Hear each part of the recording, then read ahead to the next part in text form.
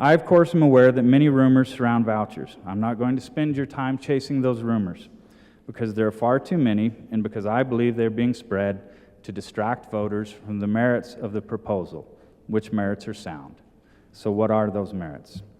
Depending on the income of the family, a student is eligible for a voucher of $500 up to $3,000. The average voucher, as Carmen said, will be $2,000. That is significantly less than the amount that would have been spent on the student in a public school. Public school students receive $7,500 in assistance. In 2005, I passed a math initiative that is benefiting the children of Washington County. Those children would be able to tell you that 7,500 minus 2,000 equals 5,500. That is the amount of money that is saved each year for each student who uses the voucher and switches to private school. We spend $2,000 in order to save $5,500 for each student who switches from public to private school.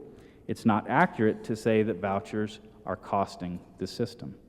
That's like saying that buying hot dogs instead of steak is depleting the family budget by the cost of the hot dogs.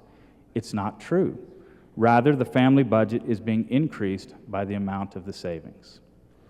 Agree with me or disagree with me?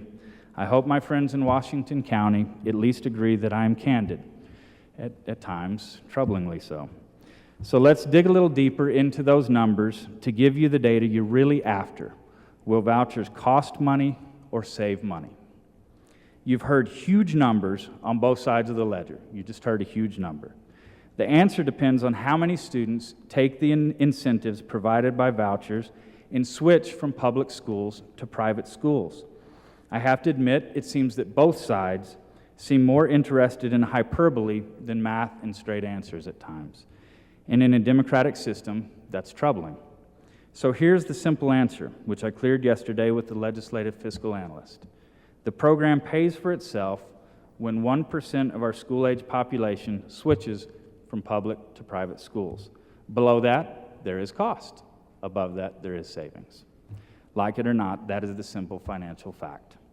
I'd point out on the cost side that none of the money for vouchers comes from the education fund. It's all general fund money.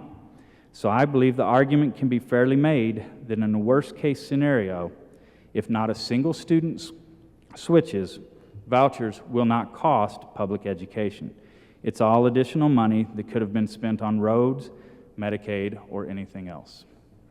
I would also argue that the switch rate likely will be over 1%, and I would guess substantially over, which means significant savings for public education. But I intentionally use the word guess. We don't know. Let's be candid about this.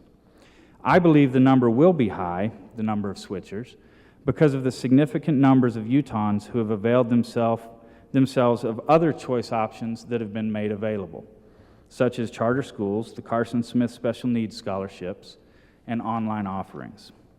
Because vouchers have a high probability of saving our public education system significant amounts of money, and because in offering choices to families, it will definitely help some individuals, and I surely don't see that it will hurt the system. I believe this is an experiment worth pursuing. But at the end of the day, that is a choice that each of us is invited to make. Please give it an honest look and a fair chance.